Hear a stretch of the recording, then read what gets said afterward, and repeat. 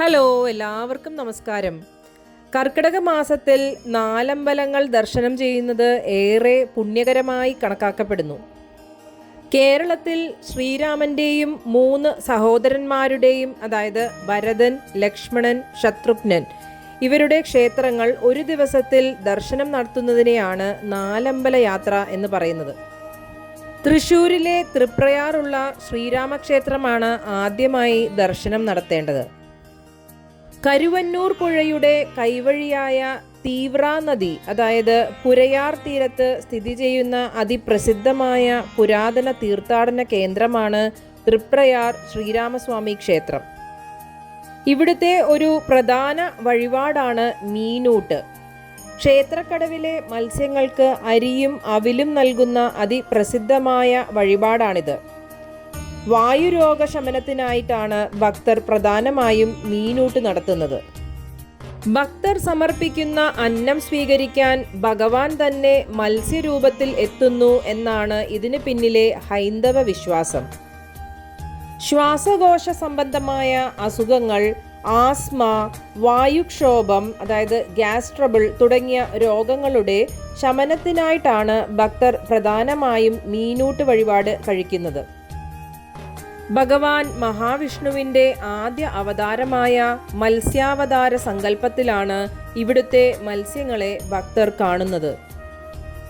നദിയിലെ മീനുകളെ ഊട്ടുന്നത് തൃപ്രയാർ തേവർക്ക് നേരിട്ട് ഊണു നൽകുന്നതിന് തുല്യമായി കണക്കാക്കപ്പെടുന്നു. ക്ഷേത്ര കൗണ്ടറിൽ നിന്നും ലഭിക്കുന്ന പ്രത്യേക അരി, അവിൽ, കദളിപ്പഴം എന്നിവയാണ് പുഴയിലെ മീനുകൾക്ക് നൽകുന്നത്. ക്ഷേത്രക്കടവിൽ വന്ന് ഭക്തർ ഈ സാധനങ്ങൾ പുഴയിലേക്ക് വിതറുമ്പോൾ നൂറുകണക്കിന് മത്സ്യങ്ങൾ കൂട്ടത്തോടെ ജലപ്പരപ്പിലേക്ക് പൊന്തി വരുന്ന ദൃശ്യം ഏറെ മനോഹരമാണ്. നിലവിൽ സാധാരണ മീനൂട്ട് വഴിപാടിന് 25 രൂപയാണ് നിരക്ക് ഈടാക്കുന്നത്. തൃപ്രയാർ മീനൂട്ട് വഴിപാടിൻ്റെ ചടങ്ങുകളും ഭക്തർക്ക് അനുഭവപ്പെടുന്ന ആത്മീയ അനുഭൂതിയും ഒന്ന് വേറെ തന്നെയാണ്. അത്യ ഉഗ്രഭാവത്തിൽ കുടികൊള്ളുന്ന ശ്രീരാമനാണ് ക്ഷേത്രത്തിലെ മുഖ്യ പ്രതിഷ്ഠ. 6 അടി ഉയരം വരുന്ന ചതുർബാഹു വിഗ്രഹമാണ് ഇവിടെയുള്ളത്. കിഴക്കോട്ടാണ് ദർശനം. 2 കൈകളിൽ ശംഖുചക്രങ്ങളും പുറകിലെ വലതുകൈയിൽ വില്ലും മുന്നിലെ വലതുകൈയിൽ അകക്ഷമാലയും പിടിച്ചു നിൽക്കുന്ന ശ്രീരാമൻ തന്മൂലം ത്രിമൂർത്തി ചൈതന്യത്തോടെ കുടികൊള്ളുന്നതായി പറയപ്പെടുന്നു. ഗണപതി, ദക്ഷിണാമൂർത്തി, അയ്യപ്പൻ, ശ്രീകൃഷ്ണൻ, ഹനുമാൻ, ചാത്തൻ എന്നിവരാണ് ക്ഷേത്രത്തിലെ ഉപദേവതകൾ. ക്ഷേത്രത്തിൽ കൊടിയേറി ഉത്സവമില്ല, അതിനാൽ കൊടിമരവുമില്ല. വൃശ്ചിക മാസത്തിലെ കറുത്ത ഏകാദശി വിളക്കും മീനമാസത്തിലെ ആറാട്ടുപുഴ പൂരവുമാണ് ക്ഷേത്രത്തിലെ പ്രധാന ആണ്ടുവിശേഷങ്ങൾ.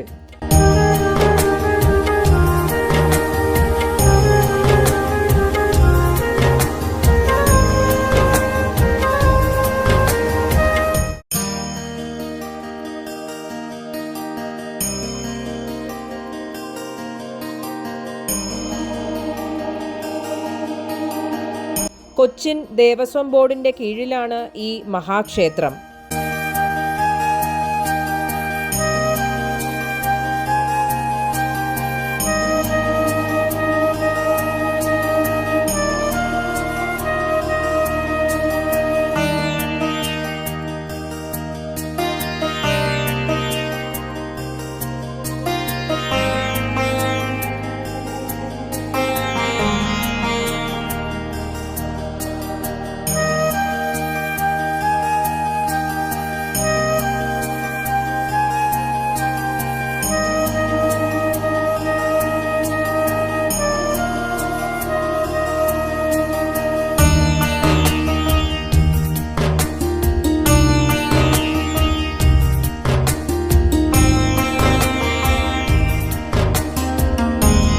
തൃപ്രയാറിൽ നിന്നും അടുത്തതായി പോയത് കൂടൽമാണിക്യം ശ്രീ ഭരതസ്വാമി ക്ഷേത്രത്തിലേക്കാണ്.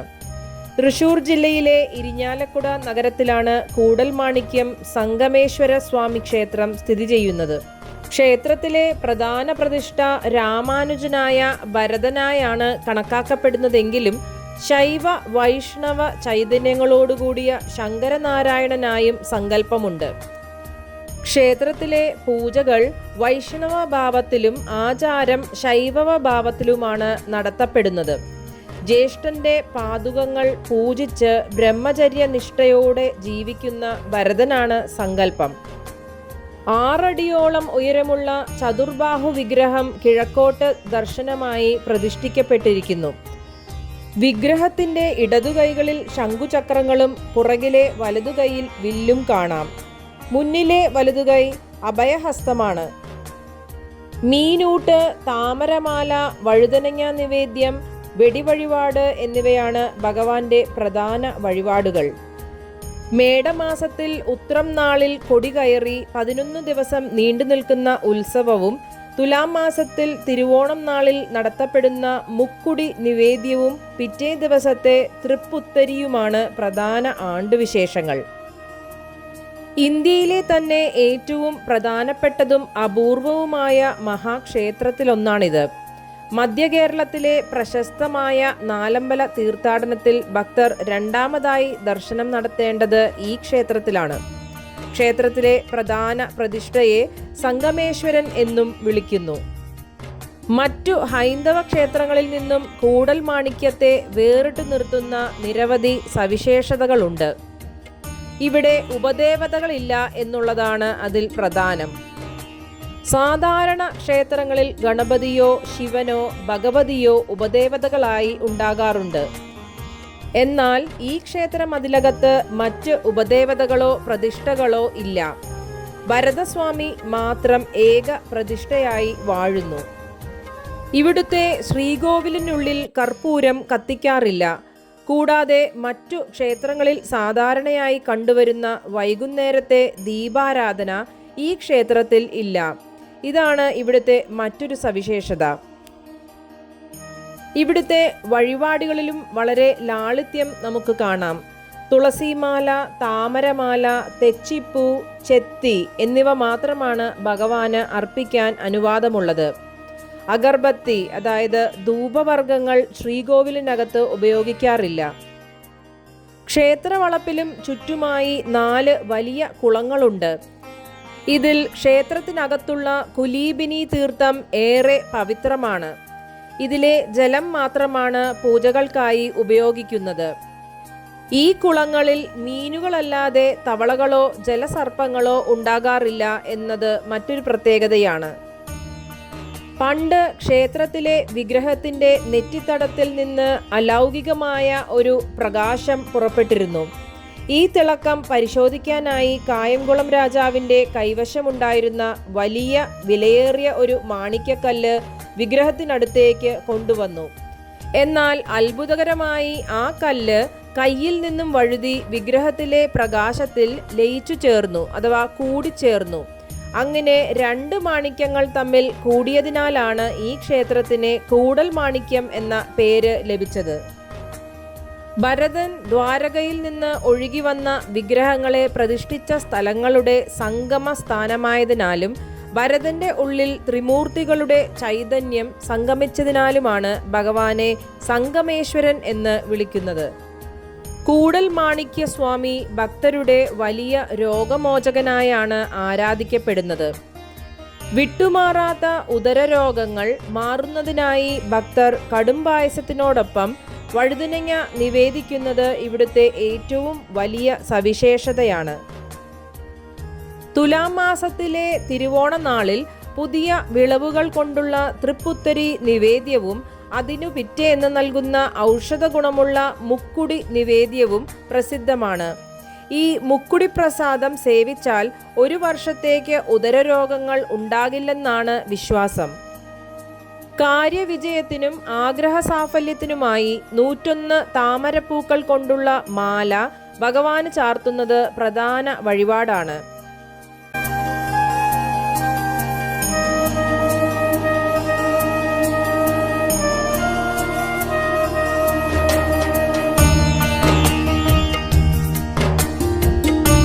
തൃശൂർ ജില്ലയിൽ ഇരിഞ്ഞാലക്കുടയ്ക്കടുത്ത് പൂമംഗലം ഗ്രാമപഞ്ചായത്തിൽ പായമ്മലിലാണ് ശത്രുഘ്നസ്വാമി ക്ഷേത്രം സ്ഥിതി ചെയ്യുന്നത്.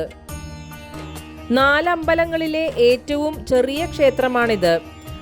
മറ്റു ക്ഷേത്രങ്ങളിൽ നിന്നും വ്യത്യസ്തമായി ഇവിടെ ചതുർ ശ്രീകോവിലാണ് ഉള്ളത്. ദശരഥന്റെ ഇളയപുത്രനായ ശത്രുഘ്നൻ കുടികൊള്ളുന്ന ക്ഷേത്രത്തിൽ 4 അമ്പലങ്ങളിലെ ഏറ്റവും ചെറിയ വിഗ്രഹമാണ് ഇവിടെയുള്ളത്. 5 അടി ഉയരം വരുന്ന ഈ വിഗ്രഹവും ചതുർബാഹുവാണ്.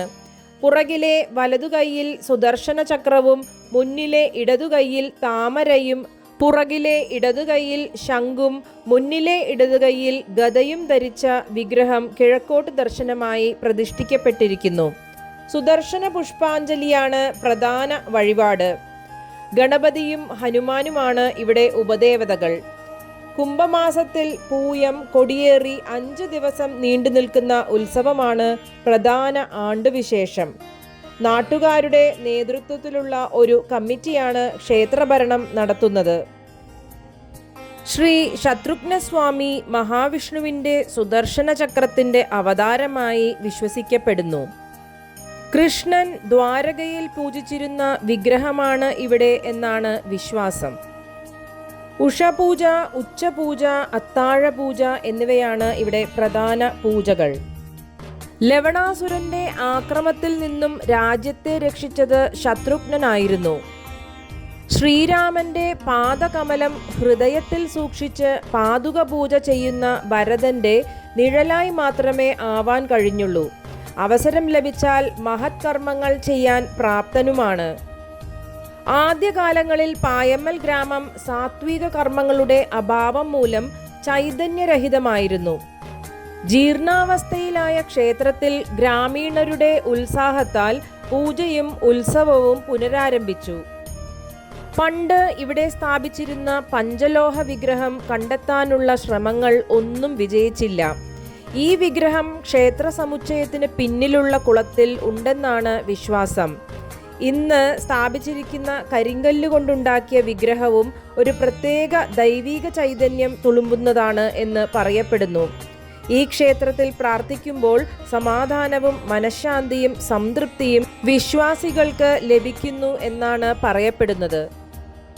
ശത്രുദോഷ ശാന്തിക്കും ശ്രേയസ്സിനും ഇവിടുത്തെ സുദർശന പുഷ്പാഞ്ജലി വളരെ ഫലപ്രദമാണ് എന്നാണ് വിശ്വാസം.